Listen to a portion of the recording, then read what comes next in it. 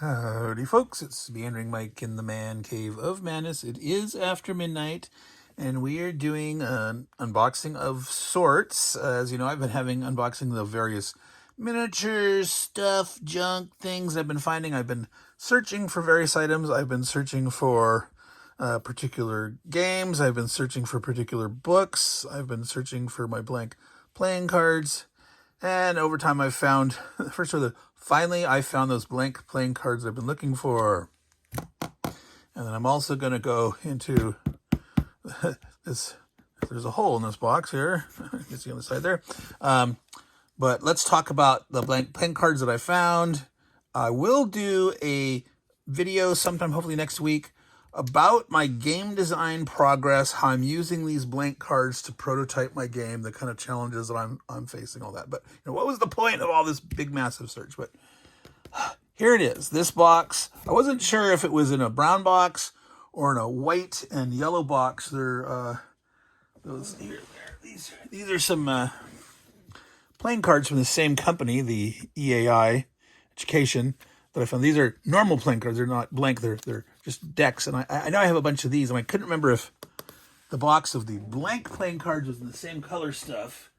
I had found also some blank playing cards that has 2 decks worth in that of the board game design kit. It's not the ones that I was looking for. There wasn't enough. But let's take a look at this. This is what they look like. So that's 18 decks here, and there's 18 more. It's 36 decks of blank. I knew I had somewhere between like 24 and 8 or 36, something like that, but it was indeed 36 decks. So this is what they look like. These are not exactly the same size as a regular deck. Poker cards are 3.5 by 2.5 inches. These are 3.5 by 2.25. You say, what? Why is that? Well, that's because this is bridge size. Bridge decks for playing the game of auction or contract bridge. It's 3.5 by 2.25. Not sure why. Maybe I know just older folks that play bridge and they need narrower cards to hold in their hands. I don't know. I don't think that's it, but they're different. Functionally, it's not a big deal, except it'd be actually nicer to have the wider cards. Doing my prototype to have more, be able to write more information on there or whatnot as I'm prototyping these. Now, when I started using these, I'm going to have a whole discussion upcoming in the week about this. So I'm just going to show real quickly. These are literally blank fronts and backs. So, the back's totally blank. If you needed to have, say, different decks that are differentiated, like, an equipment deck versus a skill deck versus a spell deck, a monster deck, something like that, like if you're doing a fantasy battle role-playing type card game or something, you could, use a colored stamp. You could just draw a colored line, whatever. You could just use sleeves of different colors, but, you could write, they're all the same. There's, for mine, there's going to be white, but... So here is my messy writing. Using a Sharpie on these, I got a ultra fine, like a click Sharpie, ultra fine, and still my writing's bad. But I wanted to have my game have every card have at least 2 different kind of things it can do. You can play some progress or travel to get a certain number of leagues. You have dangers, remedies, or what they call aid. Items or allies. There's hindrances like hindering winds and a particular hazard like the Cyclops, the Colossus, Medusa, etc. And there's certain items that do that. So because I wanted to have a small deck, like hoping for no more than 54 cards and hoping to have every card have at least 2 functions and have like every particular hazard, or actually I'm going to call them dangers or monsters or what. There's a reason I don't want to call them hazards. I'll go into in the design discussion later. But every one of those should have 2 different aid cards that could overcome it, and each card has 2 different possible playthings, and all the different combinations of which card should go with which, and how many of these and how many that can, many permutations and combinations, and it became obvious, like, okay, there's going to be a lot of iterations of me doing this, playtesting this, changing this. I needed a slightly better way to make part of it. So I actually found, my wife had some stamps with a what is it called? Stay Sure or something like that. Sure ink, something like that. So it's a permanent ink. You can, alcohol or some kind of acetone will take it off. But so for the progress cards, for the, how many leagues you've traveled, 10, 20, 30, 40, 50. There's an example, like I was trying to make a border for a special card, and like, well, either I pressed too light or I got too much, but we'll work that out. But so here's an example of where you can use stamps or whatnot. So that's what I've been using them so far. There's going to be a lot of iterations going through that and trying to figure out what combination of multi-use cards, how many of various denominations, which thing should be on the multi-use cards, because if you play one against the other, you're having to make that choice, and that's all going to be a nice complicated thing. So that is what I've been working on. It's a little note about league. It comes from the word stadion, a single measurement. Stadia, 30 stadia equals 1 league, which is about 3.5 miles. One stadion is 1/8 of a Roman mile or whatever. But so actually a measure of distance from the ancient Greeks. So that's what I found, folks. I actually found them. Now, now that is, I thought, like, I'm never going to find these, and I went and ordered more. And so today, 25 more of these showed up. And it was 2 days ago that I found these. So I did persevere. I did actually find them. They weren't lost in the move or whatever. But yeah, I caved and I bought more, and then I found them. Okay. Now, so we're going to do an unboxing of other fun stuff that I found that weren't in the place that I thought they all were. And that's part of my problem. I've got final storage stuff in the man cave, and I've got boxes of stuff in the garages.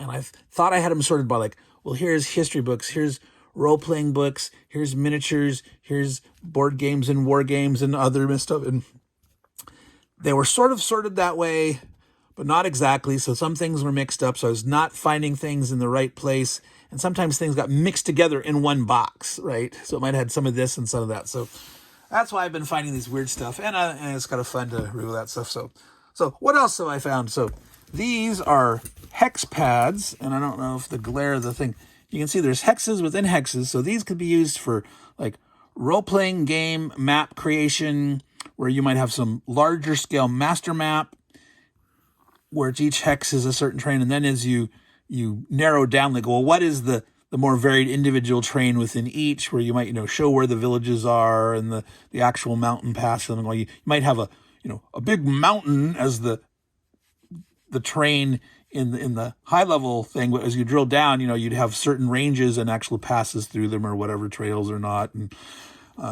things like that. So this is too small to actually play like a game on it.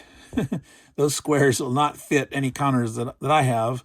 But this could be, used for like a naval or air game, where, like, you're moving or searching the navies at the large scale, and if they're adjacent, you have contact, then the actual, like, fleets and task forces could be arrayed in a certain way, like your destroyer screen, your cruisers, and etc. and such. So yeah, these could be used for anything. So I just thought I'd show you those. That was kind of fun for me to find those. All right, so I can put this up here without it falling all over. So this box here, I peeked in there, and I know there's some miniature stuff in here. I'm not sure all what's in there. There might be some weird, strange surprises. So hopefully there's not anything too bizarre. Hopefully nothing embarrassing. I could just rip it open so you further see, because this is obviously, this box needs to be replaced. Let's do that. Let's go rip and expose. It's like unwrapping on Christmas. Breaking the box. Okay, so this is a drawing template, which actually, it's very thick though. So I could actually use this for those cards. I could take my Sharpie, if I wanted certain symbols on. Oh, look at the little people. There's a Greek hero, or is that the Cyclops, or is that whatever? Oh, like a lightning bolt. So actually, this is pretty darn useful here. Shield. Nothing that looks like a sword that I can really tell, but one of the things I wanted to do. Now I'll talk about that in the design thing there. I'll save that. Little hint. Okay. Wow. So these are plastic. Those look like goblins, wizards. I don't know if this is for picking. So sometimes what I do is I would go either hunt for things on eBay for just like loose plastic minis that we ship, or things on Game Crafter. That looks like a Game Crafter number.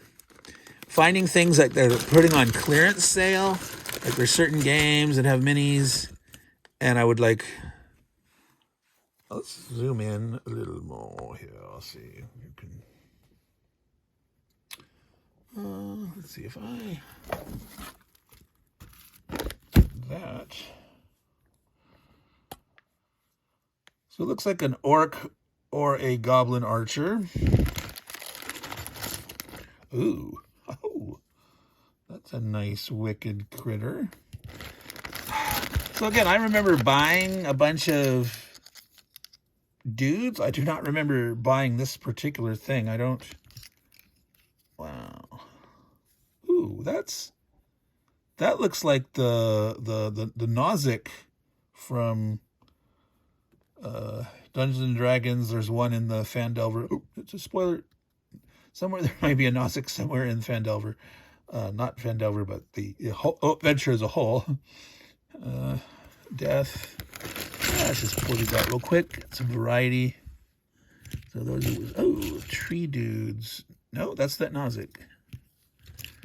That's an orc. Warrior or goblin. You can make them a hobbit. Whatever, in your world, you can make them whatever you want to. So there's a variety of different figures. So I probably grab 2 of these and 6 of those. And I can't remember, I hope I might find an invoice in there. Sometimes seeing what some companies include an invoice, some do not. What did I pay for these? What are they, but for game design purposes, a lot of times, so these aren't necessarily ones that I would use for Dungeons and Dragons per se. Something like, here's your fleets. I wonder if these are, what game? There was a particular game, I think, that I got fleets from. Was it like the Milton Bradley Conquest? Like it was like the Roman one. And they had reissued it. I can't remember if it was, maybe it was, Avalon Hill, Hasbro. So yeah, this guy have 2 of each color. So I probably purposes, let me get 2 of each color, Or if I have some game where I need miniature fleets. Oh, skeletons. These are all skeletons of different colors, right? So depending on what kind of bulk discount you got, I would often let me get this minimum amount or something. Or sometimes it's like, wow, that's all they have. I'll get, the 6 they have of those. They have, maybe 1,000 of these, but give me 30 or something, Again, I can't remember how much they were each, whether they 6 cents each, or I don't think I would buy these if they're like 60 cents each, but maybe 11 cents or 7 cents, somewhere in there, depending on the kind of, these, I would have probably paid a quarter each for those or something. I don't know what I paid. I could maybe try to find it at some point, but certain things that you want en masse, I'm not going to pay big money for, but to have the supplies. Okay, so these guys are the same colors as these. So yeah, it looked like I tried to buy a certain amount of each color, 2 of these, and I don't know, 10, 12 of those each. So look, if I'm making a game, I'm prototyping dudes. Oh, yep. Here's cavalry. They look like, Roman cavalry or whatnot. Elephants. I don't know if those elephants are part of this. I don't think those elephants were part of this game. Maybe they were. They might have just been elephants that I got. I mean, certainly if you're making a Roman game, you're going to have elephants, Some kind of Hannibal thing or something like that. All right. Okay, these are on sprues. Oh, there's Medusa right there. Hydra. I don't know what that guy looks like. Some kind of a Pict or something, maybe, with a centaur. That looks like a manicore almost. So I do not know what game those are from, but I got multiple colors. So light green, dark green. Yeah, these are all the same. The Cyclops is the. Wait, no. Oh, wait, there's Cyclopses, horses. Does these guys not have Medusa? I should back out a little bit so you can see. Oops. Come on, guy. There. Yeah, I do not see Medusa in the light blue set. So ours, each one slightly different. The dark green has the Medusa archers, Gorgons with bows. Medusa was one particular Gorgon, so in the mythology, technically. Is there another color? So this gray is buildings. Okay, I think this went with these. I think these were the cities or forts, and there was like, I don't know if those were generals or something, but I'm not sure. These are some kind of fantasy thing. Am I just missing it? These light blues are different. They're definitely different. They do not have the Gorgons with bows, so that's interesting. So anyway, that's that pile of stuff. All right, here. Oh, we've got looks like some spaceships. You gotta have mythology stuff and Roman stuff and Vulcan escalation pack. So these are Star Trek Ascendancy. These were like these I actually got from Noble Knight Games. Cardassians, Andorans. Looks like there's 1 or 2 or 3 more of those. Ferengi. So to me, these could just be used for any space game, that I'm working on. I was working on one called Meeples in Space. Like, is that kind of tacky? Meeples or so. 2017, maybe let's use some real spaceships or something. I mean, obviously, for prototyping, I wouldn't use, that's a trademarkable or copyrightable art design. So that's a no-no. Federation, you can see the. Can you see there? There you can see the Enterprise class cruiser and Romulan. So wow, so yeah, a lot of ships.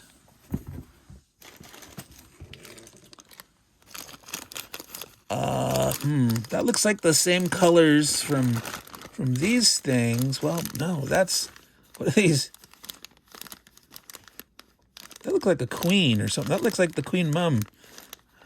Oh, bless her soul. Rest in peace. But these green, purple flags, that looks like they came from this.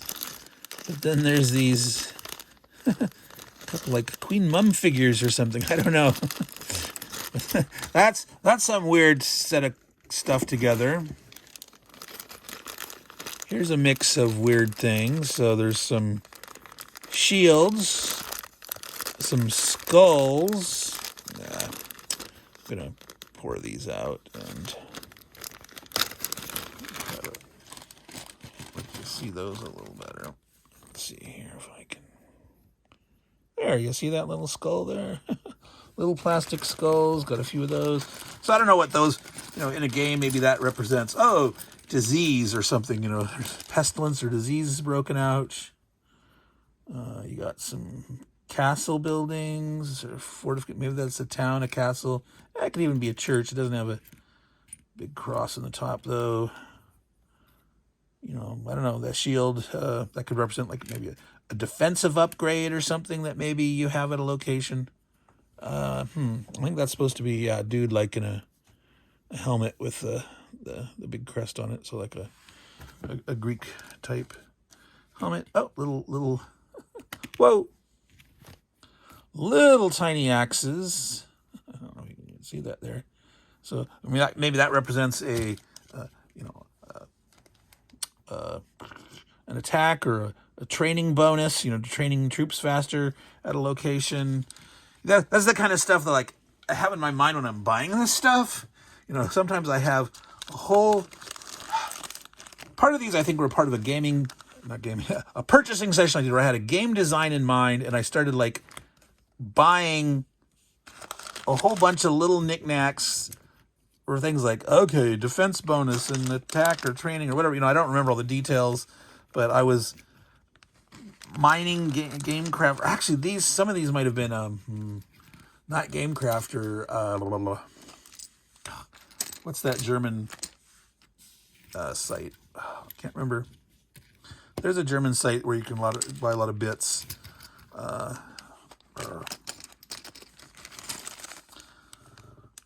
Something spiel something with a D. All right, dice. Okay, just dice with numbers. 1, 2, 5. I just like those dice. So these dice here, I'm not sure if those are from a particular game or not, and I just got them as spares, or I just like the symbols. 6, 4, 2. So it is. So 5 petaled flower, 6 dots, 2 wavy lines, 3 Mickey Mouse ears, 3 circles Mickey Mouse, 4 rhombi, and what's the one? One dot. So this dice, blank component trays or whatever. All right, we're getting down here. These are little rings. They're rigid. They're not stretchable. Because at first I think, that's something you can stretch to put on the base of a mini to color code them, like which team or something. I'm probably bought these as like status markers. Something like, red means they've got a bleed effect. Green might mean they're poison. Blue might mean they're slow.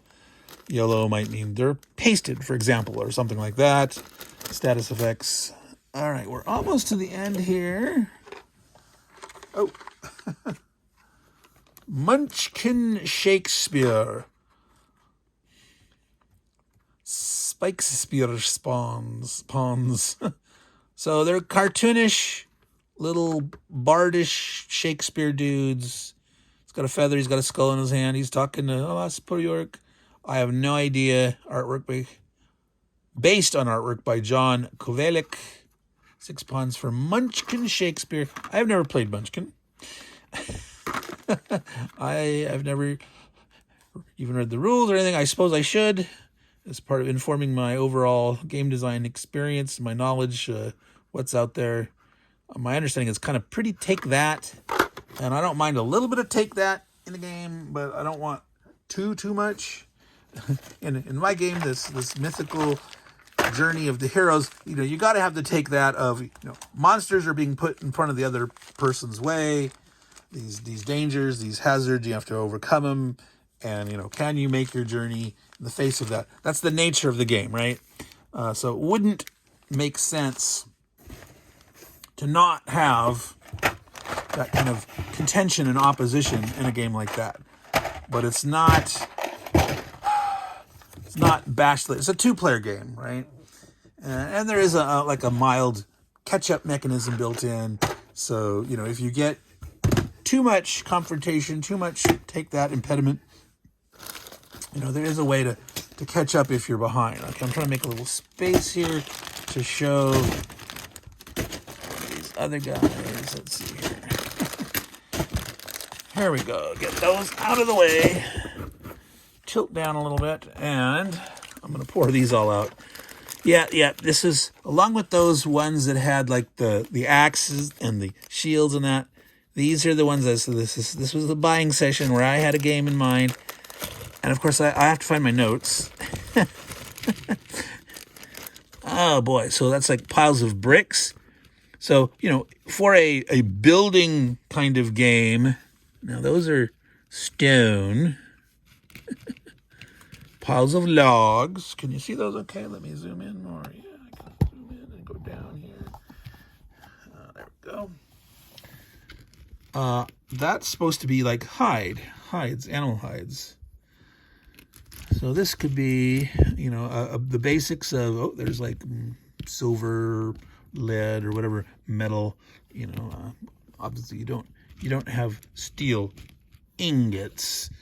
You turn things into steel something, and you don't normally make steel ingots, but that could represent just a stockpile. An amount of steel usable, or iron, or silver, it could be a monetary thing. Supposed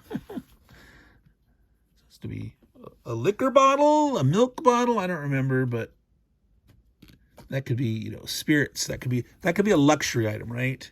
So you got these sustainment type items. So I think, we got the wood, we got the stone, we got the brick, we got the hides. I don't remember what my intention was with the bottles.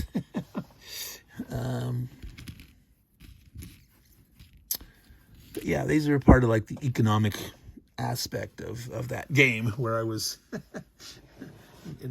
So anyway, that's it for that box, folks. So Meandering Mike, Man Cave Madness, we're over. I got 27 minutes. I was hoping to keep this to 20, but as usual, I meander, I talk and discuss. And there's actually one more other thing. Play testing journal. Fail faster. So I don't think I use it. So I don't think I have the notes in here. But